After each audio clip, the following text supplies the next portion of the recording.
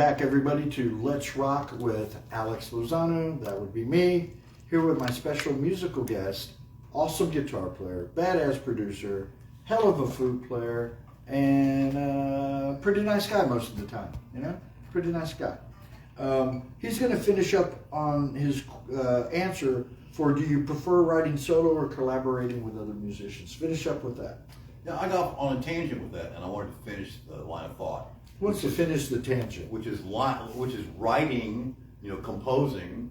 I think he mentioned something about, do you start with a melody first too, or do you start with this or that, or and then I said something to the effect of, I have to have some reason to write or someone to write for. Now that was number 10, the lyrics, the melody, or the rhythm. Okay. Yeah, great. Yeah, so this relates to composition, it relates to writing,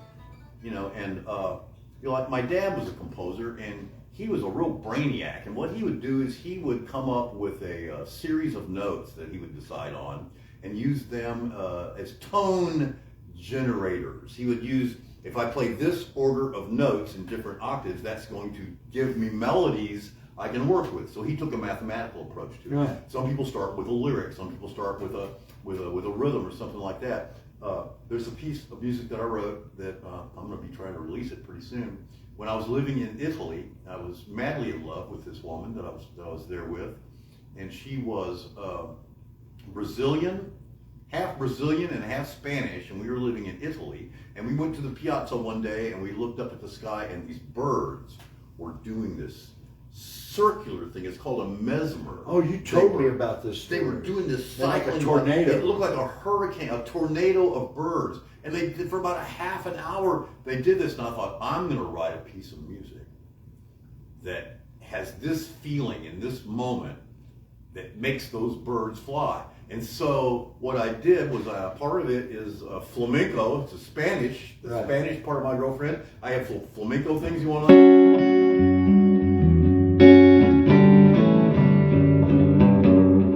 And then I had some Latin feel. And then I had some Brazilian.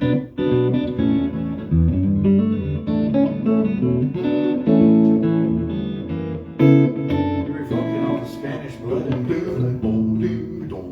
So I have like flamenco, Brazilian, like and then I'm putting myself in there. I've got jazz and I've got rock, and then it gets to this one section where the birds are like flying up,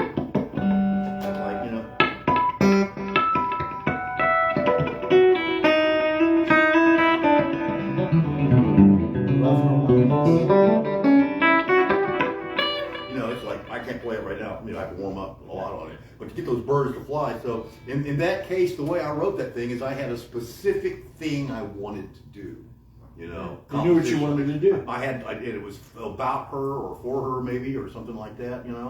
I did that. And the thing I wanted to tail off on the end of that though, because we're never really getting into that, because all the criteria of all these questions, I'm responding from the perspective of a guitarist and a musician and a composer. But this thing happened to me back in the 80s where I met this guy named Andy Bradley. And he was chief engineer at this place called Sugar Hill Recording Studios. And Andy and I started making records. So, that's, 2-inch tape, console, tube microphones, amps, echo chambers, it's just like, and so I learned how to make records from Andy, and we sort of learned together, we made all kinds, and I did all these country sessions there. We used, to make money, we used to do all these country sessions, and just play everything. They paid the bills. Yeah, whoever came in the studio, whatever they wanted, I could just do any style, I could just do it. I was one of these guys who could play any style on the guitar, that they wanted to do. And I ended up putting out records with Andy, and then everything, I'll make the story not quite so long. Everything went from tape to digital. And when that happened, it's like, it changed everything. Right. It threw everything off. And I was one of the people that detested the digital, and missed the tape. But I came around later, I thought, well, I want to make records again, so I'm going to learn how to do all this digital stuff, And so... Don't get left behind. Yeah, so really, for some time now, the majority of my musical life is making records, not playing gigs and performing. And you're working with world-class artists. And some artists that aren't world-class artists, people that are creative, that have a beautiful idea, and then I can help them like realize that. I've got a He couple- did that for me one time, yeah, Wayward Dancer. I did one with you. You know, We almost went to fisticuffs.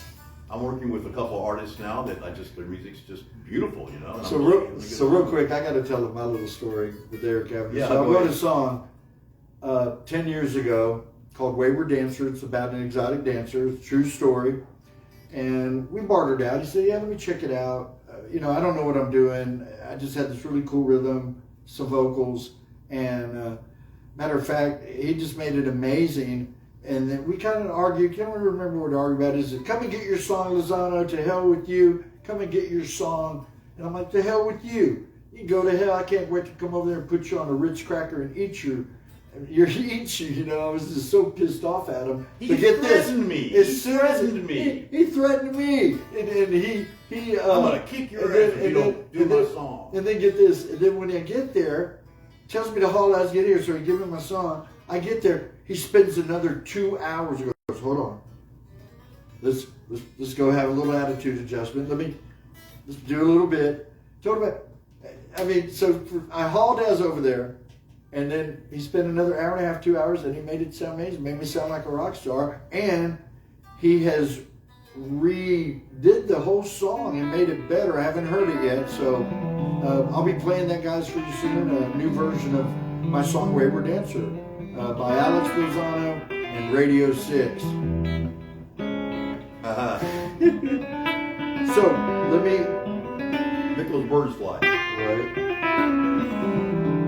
You want to play?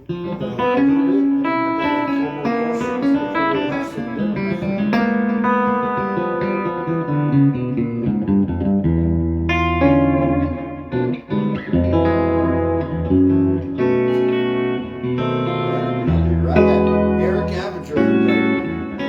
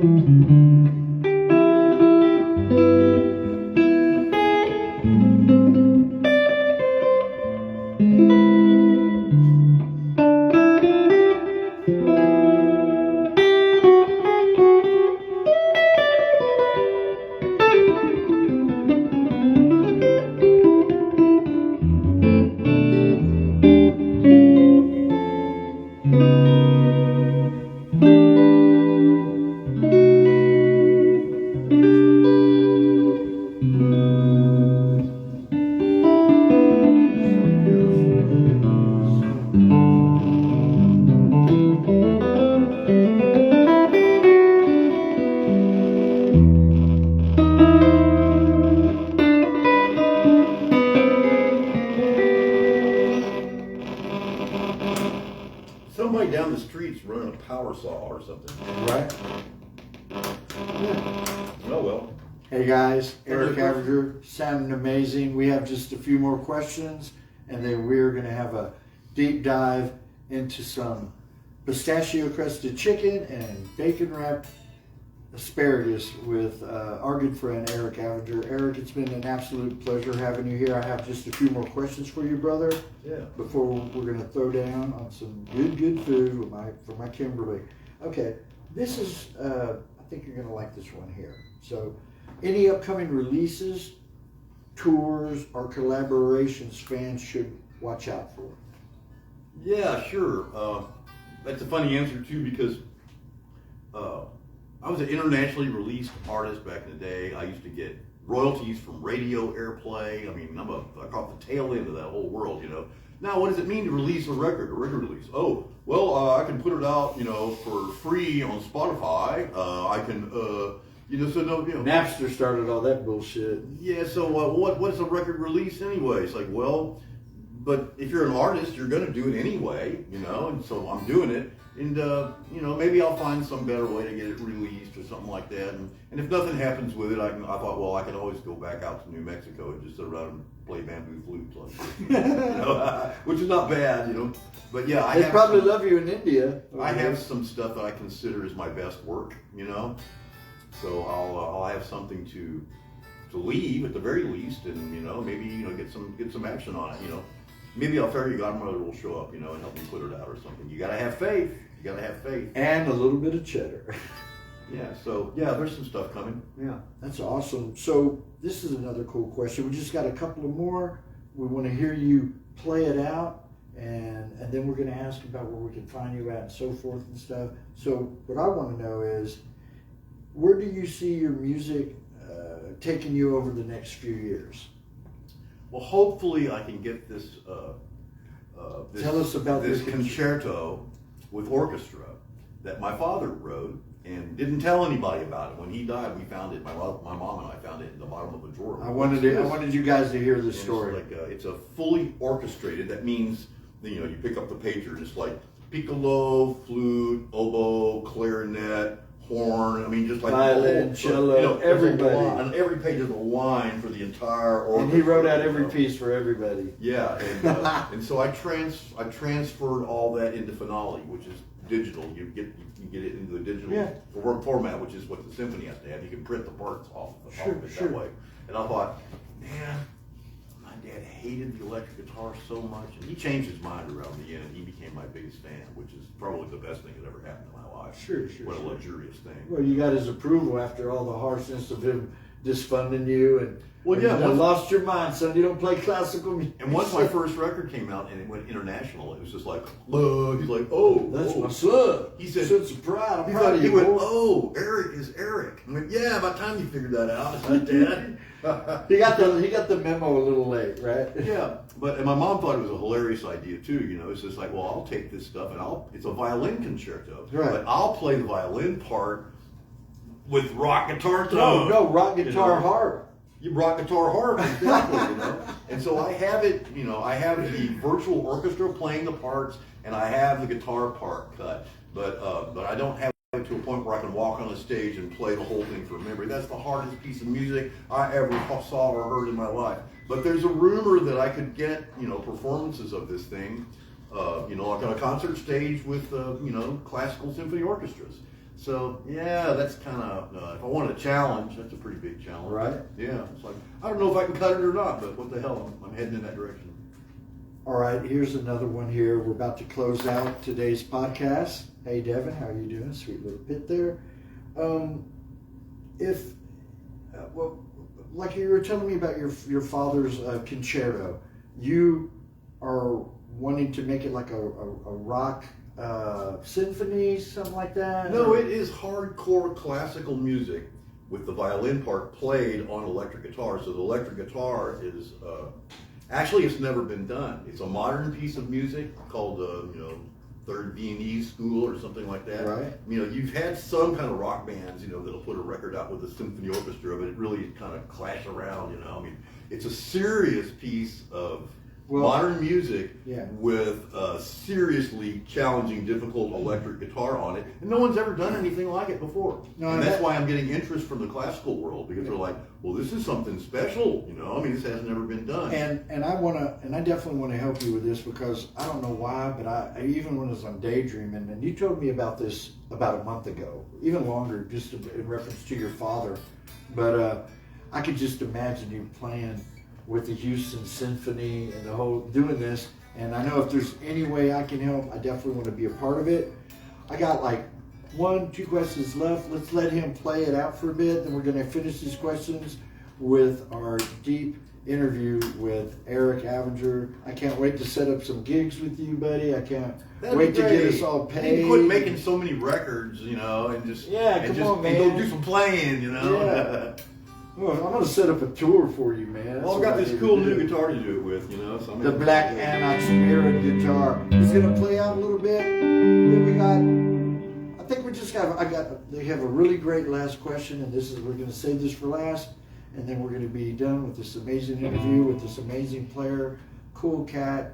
Thank you for just being a cool friend to me and always telling me straight up, no Mickey Mouse bullshit. You're a real friend, No, Alex. no, listen, brother, it means a lot to me, man. I mean, I'm in a town where a lot of people are full of shit. You know, this is the real guy, man. And please support him, follow and like Erick Avinger. I told him the truth so many times, and he's still my friend. Right, I know. Oh, I don't want to forget, but he's working with his international. You're producing an international violin player. Somebody's like really good. Yeah, I'm doing some things with Ferenc Eleni. He's kind of a Hungarian violin virtuoso, and we've been doing some things over the last few years, and he's got some new things that he's doing. So, yeah, I'm doing some engineering and What was his recording. name again? Ferenc Eleni. Oh boy, say that 3 times fast. Lord have mercy. Well, we're gonna let him play for a little bit longer, and then I got one big question for him, and maybe a little something after, and then we are gonna throw down. We're gonna eat. Erick Avinger.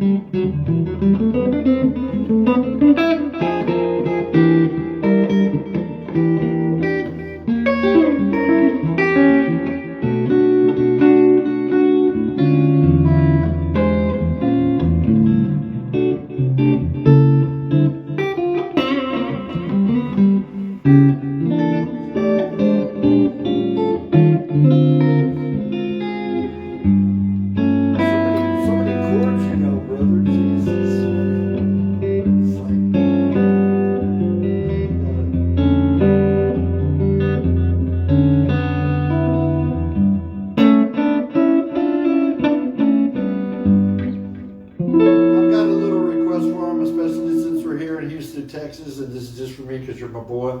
Would you play a little chicken scratch, a little Albert Lee, a little country? My nails are gone, so I can't really play fast, Right. So Because usually your nails are longer, so you've been clipping them. I mean, I just noticed Well, that. I just played them out. I just played them down. Right. And the skin sounds great to me.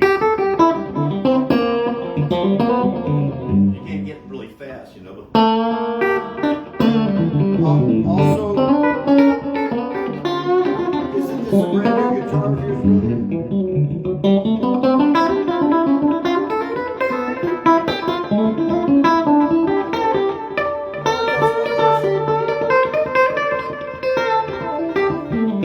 There's a question I can't believe I didn't ask you. Got two questions. Because this is one I should have asked sooner and I messed up. Can't believe I didn't mention this. Taking that pictures. So, with that being said, we got two questions. Then we're into this deep dive with Erick Avinger, my good friend, badass guitar player, flute player, just an amazing producer. So, I can't believe I didn't ask you. Out of all these questions, we did it really wasn't in there. So, tell us the year you played through and your favorite guitars you're playing right now. And then I got one other, and then we are done. Oh, I decided to winnow out the herd, because I've had just about everything. Because I've never seen a board set up like this with this. I've seen all the basic ones, look like the green one or the little baby ones. You've got some voodoo. Yeah, a lot of these are handmade by a maker named Doug Roccaforte, who builds the best. Doug Roccaforte. Roccaforte. He's in. It almost sounds like you're saying rock. He's in Los Angeles, and he used to supercharge Marshalls for Eddie Van Halen. Is he still around? Yeah, he's around. Would you think I'm going to Los Angeles in October. Well, he's a real kind of uncontactable sort of. Oh, kind of like we're mythical. Friends. We're very good friends with him, and he'll build for us and stuff. So he wouldn't be down for an interview, or he's kind of like a secret. Okay, no, forget that. But Doug Roccaforte, if he's making stuff for you, he's got to be one of the best. So. Well, there's this one pedal here, that he calls Pei Chang. Pei Chang is the woman in the old kung fu movies who 50 guys attack her and she kicks all their asses. Oh wow! Yeah, like a female Bruce Lee. Right, like a female, exactly. And so this is Pei.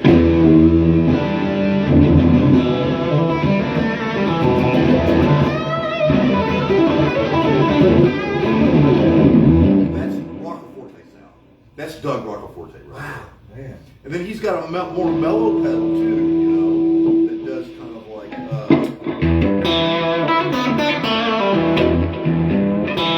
Stevie Ray sound. Turn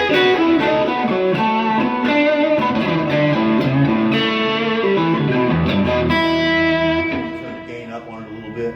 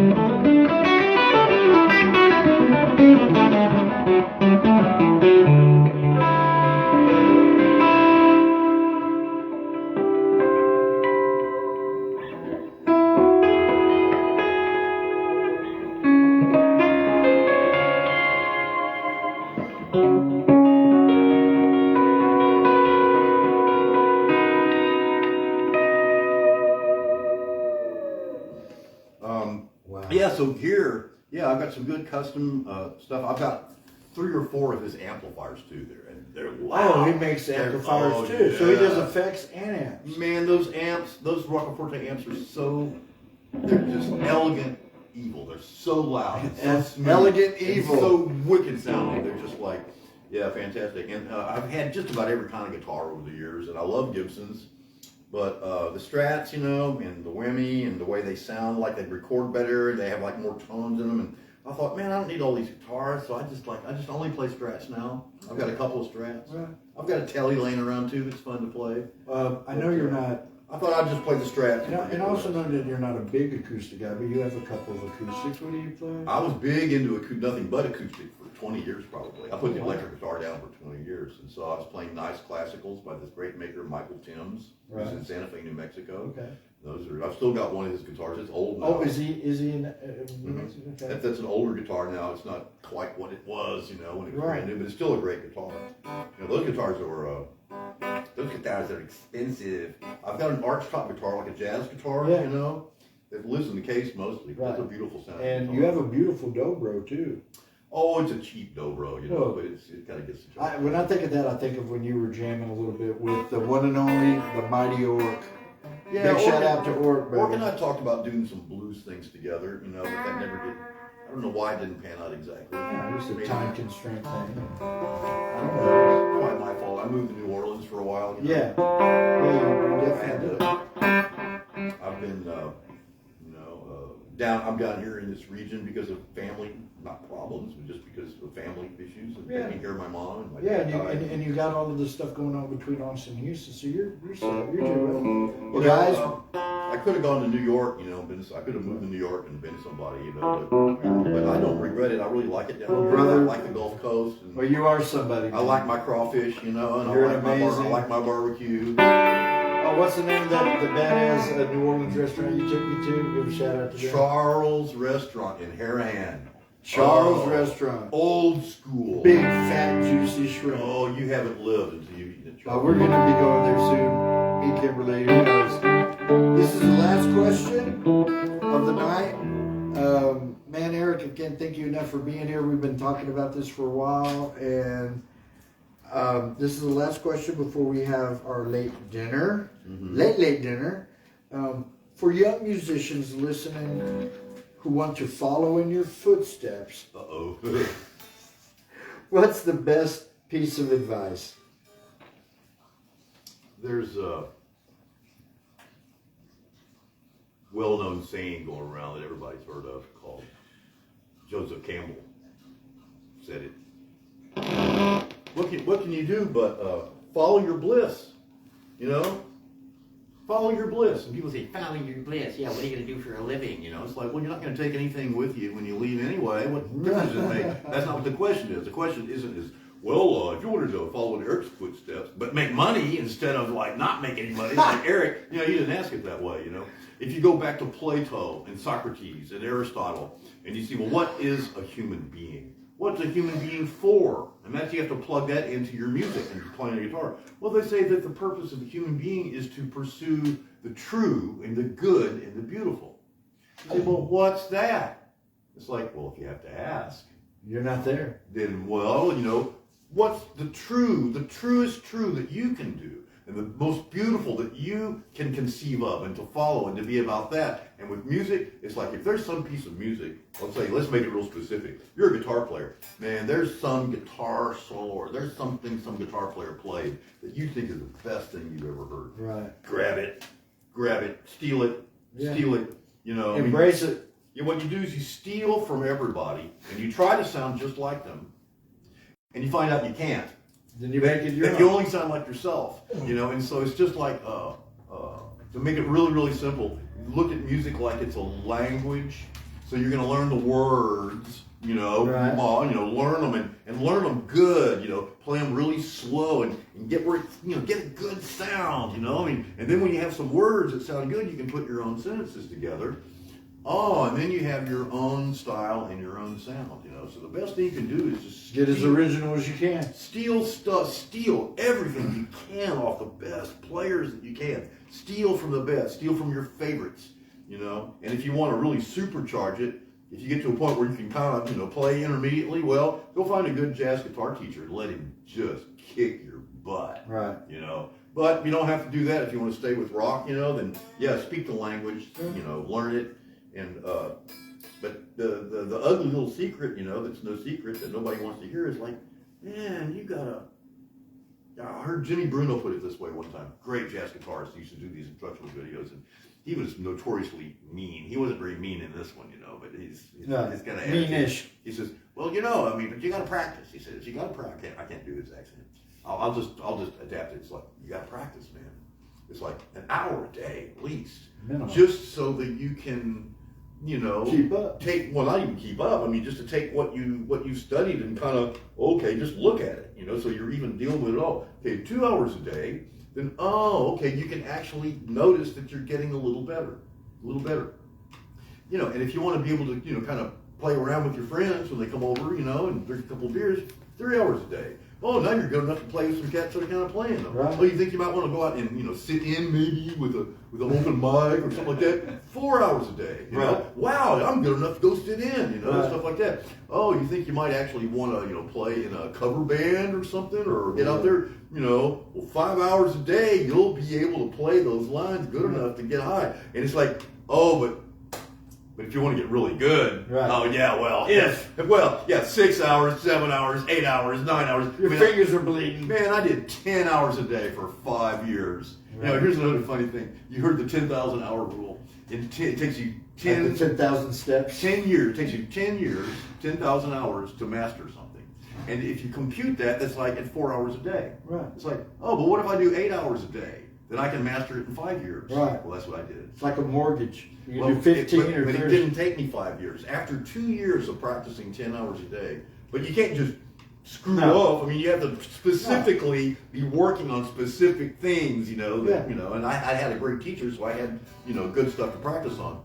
You had a great foundation. After I'd been only doing it for 2 years, that's when everything came my way. And you elevated. And I just, if you do that for 2 years, you're already better than 99% of all the guitarists around. Because people, and here's the, they won't practice. They won't practice. They don't want to practice.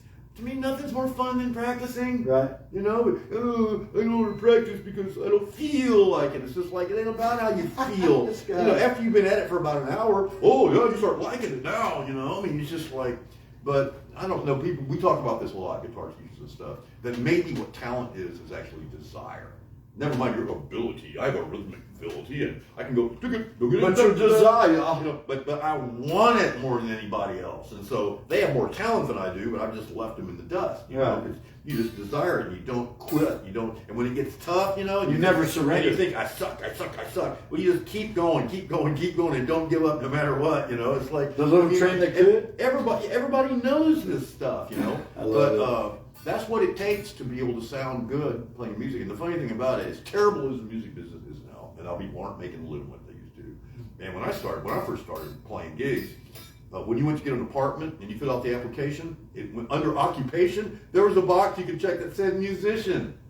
Right. It was still a profession when I got started. I got the tail end of that. Right.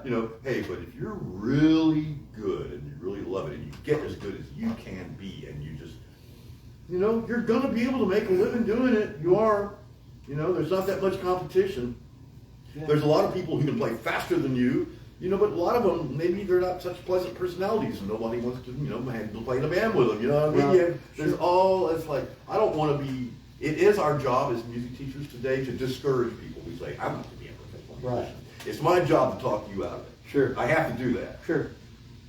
But if you really want it, it's there for you. You got to work for it. I mean, at least there's something, and you can say, well, at least somebody's still doing it. Right. Somebody's doing it. So yeah, there's all that. There's a lot. That's a lot of advice. You ask me what advice would I give like a young player who wanted to follow the path and stuff. Well, the first one really is what it all boils down to. Is like follow your love. What's beautiful and true, and practice right to you, and do your. Don't make excuses. What I would add to that is, I'm going to use a Mayor Baba quote. Mayor Baba, not that many people have heard of him, but they've heard this quote. Don't worry, be happy. Wow. Here's the whole quote. Prolific. Don't worry, be happy. Yeah. But take notes, guys. But here's the whole quote. he's speaking as a role of a God man. I mean, Right. speaking from the role of God or whatever that is, He's saying, do your best and I will help you. And if you're, I'll make it longer. If you're doing your best, then forces beyond your awareness are coming into your life and helping you. It's called favor.